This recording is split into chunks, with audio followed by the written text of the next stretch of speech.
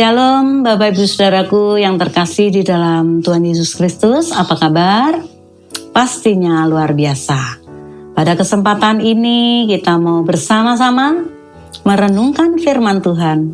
Namun sebelumnya mari kita sama-sama satukan hati, kita mau berdoa. Bapa di dalam surga, kami mau dengar firman-Mu, sucikan dan kuduskan seluruh keberadaan kami. Biar firman-Mu saat kesempatan ini Tuhan boleh menjadi berkat buat setiap kami. Terpuji nama-Mu, dalam nama Tuhan Yesus kami sudah berdoa dan ucap syukur. Haleluya, amin. Bapak Ibu Saudaraku, saya akan membawakan firman Tuhan dengan tema jagalah agar kasih tidak menjadi dingin. Saat seseorang menerima Tuhan Yesus, mencintai Tuhan Yesus, itulah kasih yang mula-mula. Kasihnya begitu luar biasa, menggebu-gebu, begitu hangat, begitu semangat dalam mengasihi Tuhan.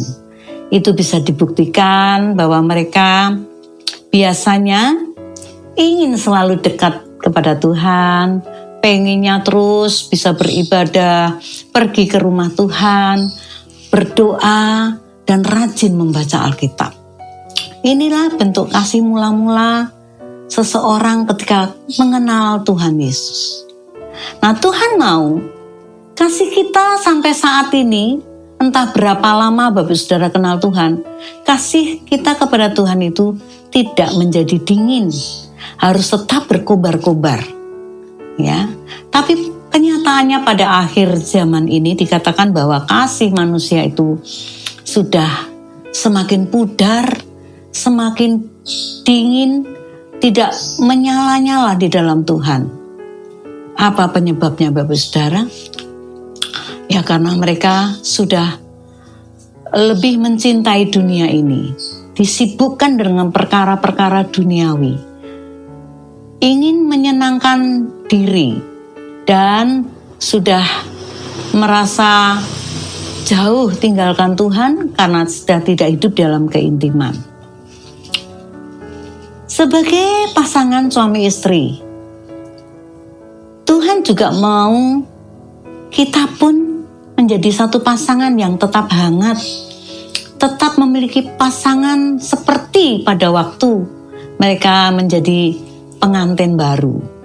Ya, selalu diliputi dengan kebahagiaan, sukacita, saling memperdulikan satu dengan yang lain, saling mengasihi, saling menopang, saling menolong, dan kasihnya dinyatakan benar-benar. Seperti contohnya, ketika mereka masih baru-baru menikah, dia panggil sayang, panggil halo, cintaku, dan sebagainya.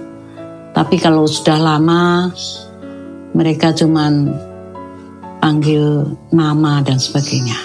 Kemudian ketika pasangan suami istri ketika masih baru, mereka berjalan dan mereka terantuk batu, sang istri jatuh, maka suami akan mengelus-ngelus kakinya dan katakan, aduh sayang, kenapa kakimu? Lain kali hati-hati ya. Tapi ketika kasihnya sudah mulai pudar, sudah bertahun-tahun menikah, sudah tidak lagi memiliki kehangatan cinta kasih dalam rumah tangga. Ketika berjalan, suaminya udah di depan, istri masih di belakang. Tidak lagi berpegangan tangan. Dan ketika si istri jatuh, si suami bukannya menolong, membersihkan, tetapi malah dimarahi. Dikatakan, mata kamu di mana? Nah, seperti itu. Dan ketika baru-baru menikah, mau tidur, yang ada adalah kata-kata yang manis. Selamat tidur sayang, dikecup keningnya, diselimutin pasangannya, dan dia katakan I love you. Tetapi ketika sudah lama, itu semua sudah tidak akan terjadi. Ya, dianggapnya, ngapain kuno, malu, sudah tua. Seperti itu. Padahal Tuhan mau kasih kita kepada pasangan kita juga sama dengan kasih kita kepada Tuhan terus menyala-nyala, terus berapi-api. Karena keluarga itu adalah Allah sendiri yang membentuknya. Allah sendiri yang menginginkannya. Satu keluarga yang bahagia.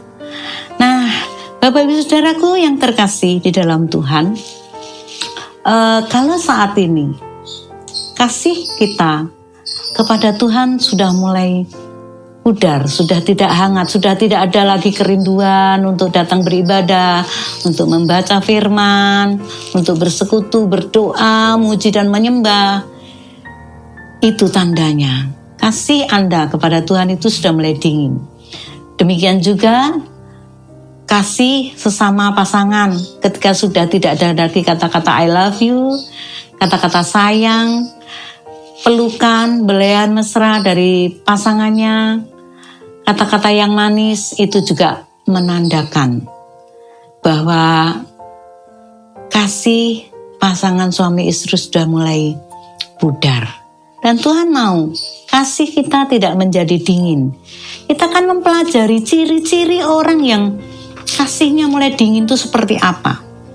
Yaitu yang pertama, tidak lagi intim dengan Tuhan lewat misbah doa dan juga ibadah bersama.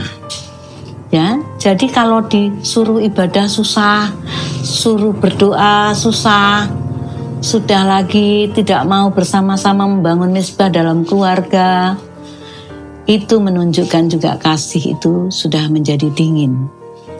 Ya, di dalam Ibrani 10 ayat 25 dikatakan, janganlah kita menjauhkan diri dari pertemuan-pertemuan ibadah kita, seperti dibiasakan oleh beberapa orang.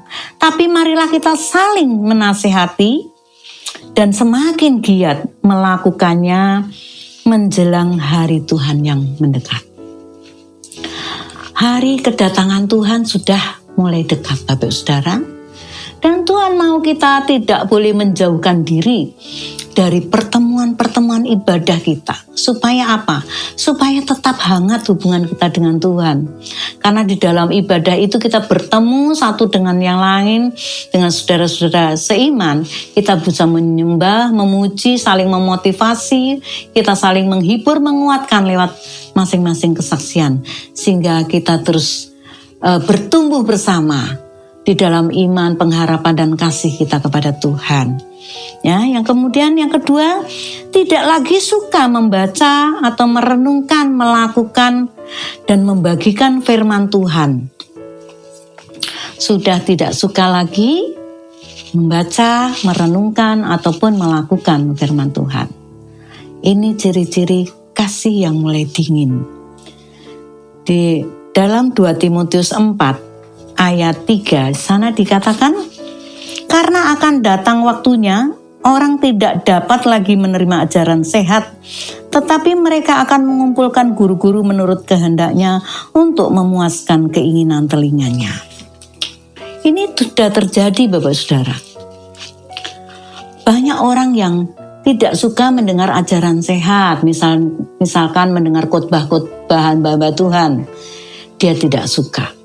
Dia lebih suka mendatangkan orang-orang yang dianggapnya guru untuk memberikan wejangan-wejangan, nasihat-nasihat yang menyenangkan hati, yang menyenangkan telinganya. Padahal mungkin apa yang dikatakan itu tidak sesuai dengan firman Tuhan. Salah satu contoh misalnya seorang yang melakukan perbuatan jahat,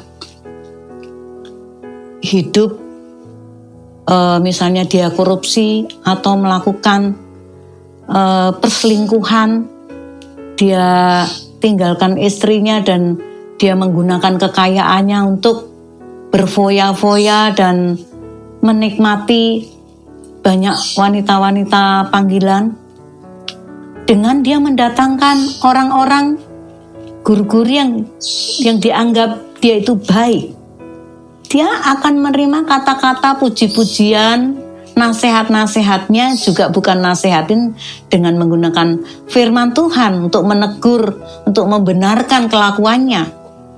Tetapi yang penting si pelaku jahat ini merasa bahagia, merasa senang. Itulah makanya dikatakan, tetapi karena akan datang waktunya orang tidak dapat lagi menerima ajaran yang sehat. Ini terjadi pada akhir zaman ini, Bapak Saudara. Karena itu mari, kalau di antara kita sudah menyimpang dari firman Tuhan, kita senang dengan perkara-perkara dunia dan mencari nasihat-nasihat dari dunia ini, tidak mau nasihat dari firman Tuhan, itu menandakan bahwa Anda sudah mulai dingin kasihnya kepada Allah. Dan mari berpaling lagi kepada Tuhan. Kita kembali ke jalannya Tuhan. Kita cari nasihat-nasihat yang benar, yaitu lewat kebenaran firman Tuhan ini. Yang ketiga, tidak lagi mengasihi sesama, tetapi hanya fokus pada diri sendiri. Akhir-akhir ini Bapak Ibu Saudaraku, terlalu banyak anak-anak Tuhan mementingkan diri sendiri.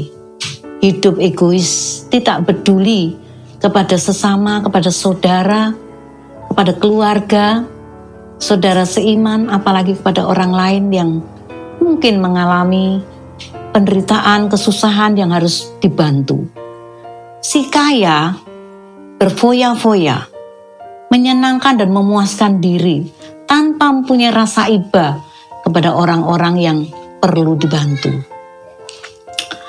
Nah, Tuhan mau kita sebagai anak Tuhan kembali kepada kasih yang mula-mula, kasih yang hangat, kasih yang membara, dengan cara kita mau mempedulikan orang lain. Mari kita peduli kepada orang yang mengalami penderitaan, kesusahan. Salah satu contohnya misalnya mereka yang mengalami korban bencana, apakah itu bencana kelaparan, bencana musibah banjir, gunung meletus, banjir bandang, tanah longsor, dan lain-lainnya, Bapak Saudara. Mari kita fokuskan perhatian kita alihkan. Mari kita bagikan berkat kepada mereka. Mungkin kita bisa dengan hanya berdoa. Ya, memang kalau kita tidak punya dana, kita berdoa supaya mereka diberkati Tuhan, dipulihkan, dihiburkan.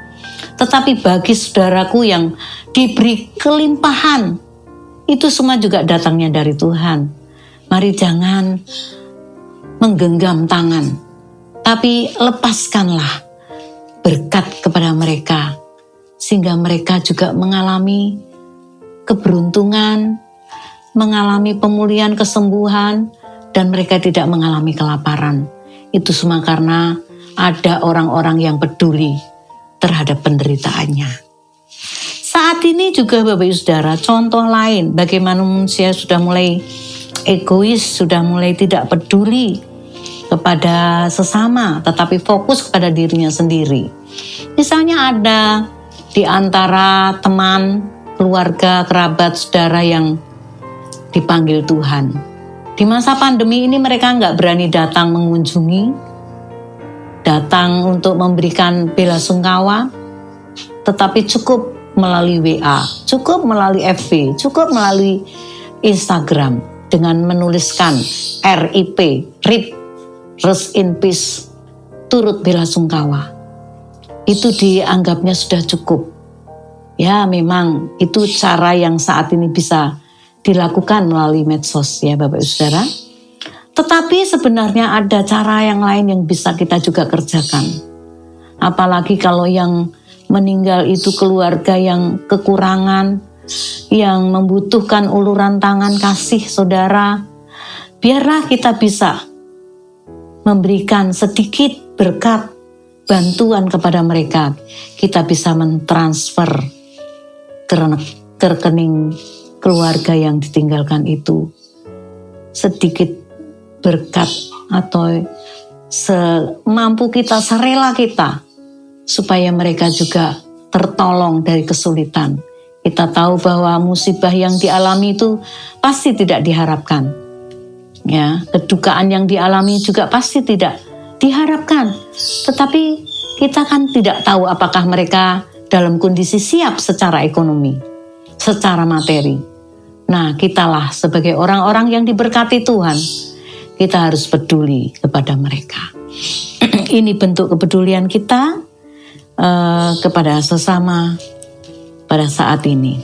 Ada ayat firman Tuhan yang saya akan bacakan di dalam 2 Timotius 3 ayat 2 sampai 4. Di sana dikatakan manusia akan mencintai dirinya sendiri dan menjadi hamba uang. Mereka akan membual dan menyombongkan diri. Mereka akan menjadi pemfitnah. Mereka akan berontak terhadap orang tua dan tidak tahu berterima kasih. Tidak memperdulikan agama, tidak tahu mengasihi, tidak mau berdamai, suka menjelekkan orang, tidak dapat mengekang diri, garang, tidak suka yang baik, suka mengkhianat, tidak berpikir panjang, berlagak tahu, lebih menuruti hawa nafsu daripada menuruti Allah. Inilah keadaan manusia pada akhir zaman, Bapak Saudara, di mana fokusnya hanya kepada diri sendiri. Nah, saat ini Bapak Saudara, kita sudah tahu bagaimana ciri-ciri orang yang kasihnya mulai dingin. Nah, bagaimana supaya kasih kita itu kembali menyala-nyala, kembali hangat, kembali seperti kasih yang mula-mula, yang digambarkan sebagai orang yang tadinya seperti pengantin baru, dan juga digambarkan bagaimana orang yang mengenal Tuhan, yang rajin beribadah, yang tadi dikatakan suka berdoa, suka merenungkan firman Tuhan. Nah, supaya kita mau bangkit seperti itu lagi, apa yang kita lakukan? Yaitu kita mulai intim kembali dengan Tuhan. Mari bangun hubungan yang intim secara pribadi. Mungkin kita disibukkan dengan rutinitas, dengan pekerjaan, dengan rumah tangga, kesibukan hari-hari. Dan juga sibuk dengan pelayanan, dengan organisasi. Tapi kita lupa bahwa kita harus menyibukkan diri dengan Tuhan secara pribadi. Yaitu dengan membangun hubungan intim. Sibuk dalam pelayanan itu tidak salah. Mengurus organisasi, sibuk mengurus komisi-komisi itu tidak salah. Tetapi bagaimana dengan diri kita? Hubungan kita secara pribadi dengan Tuhan. Apakah kita memiliki hubungan yang intim dengan Tuhan? Memiliki persekutuan yang intim dengan Tuhan secara pribadi melalui doa kita kepada Tuhan, syafaat kita, melalui ketekunan kita dalam merenungkan firman Tuhan. Mari kita bangkitkan kembali Bapak Saudara jika hal itu sudah tidak ada lagi dalam kehidupan kita. Kemudian kita harus cintai firman-Nya dan kita mulai membangun hubungan kembali dengan Tuhan dan sesama kita. Ya, saya percaya mungkin kita tidak mampu dengan kekuatannya sendiri. Tapi kita punya Allah Roh Kudus dan kuasa darah Kristus yang sudah mati di kayu salib, yang sudah tertumpah, tercurah atas kita. Itu memampukan kita untuk bisa melakukan firman-Nya.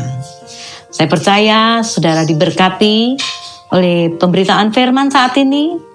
Kalau hal ini menegur kita semua, mari kita jadikan ini sebagai berkat yang membawa kita kembali kepada Tuhan.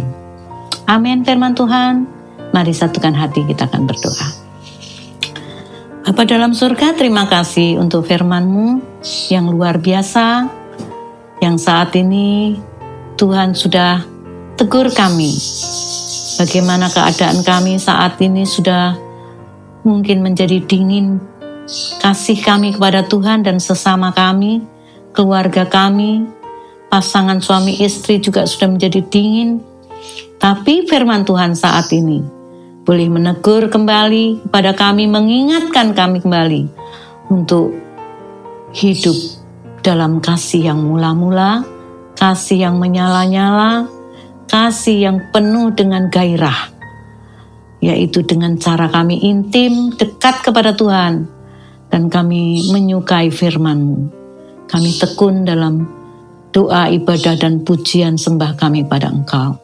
Terima kasih Tuhan, kami percaya Roh Kudus-Mu menolong kami, dan lewat kuasa darah anak domba, kuasa darah Kristus, itulah yang akan membawa kami kepada pemulihan.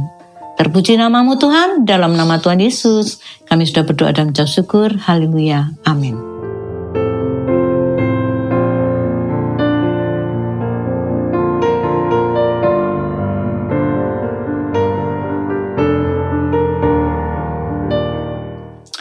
Bapak Ibu Saudaraku, sebelum mengakhiri dengan doa berkat, saya mengingatkan terus kita tetap berjalan seturut dengan kehendak Tuhan. Kita mematuhi perintah dari pemerintah yang sudah diberikan, yaitu melakukan 5M dalam kehidupan kita sehari-hari. Dan juga saya mengingatkan untuk Bapak Ibu Saudara yang diberkati Tuhan, yang ingin memberkati gereja kami, nanti di dalam YouTube ada nama bendahara kami, silahkan bisa menghubungi dan menyalurkan berkat lewat rekening yang ada. Dan Tuhan pasti akan mengembalikan dengan berlipat kali ganda. Oke, Bapak Saudaraku, terima kasih untuk perhatiannya pada kesempatan ini. Mari satukan hati, kita akan mengakhiri dengan doa berkat. Kita sama-sama angkat tangan kita. Tuhan memberkati engkau dan melindungi engkau. Tuhan menyinari engkau dengan wajah-Nya dan memberi engkau kasih karunia. Tuhan menghadapkan wajah-Nya kepadamu dan memberi engkau damai sejahtera.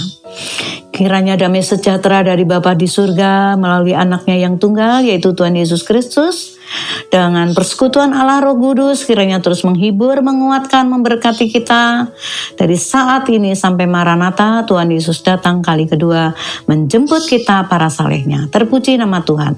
Terima kasih Tuhan. Haleluya. Amin. Salam Mas Muria. Yes, maju terus.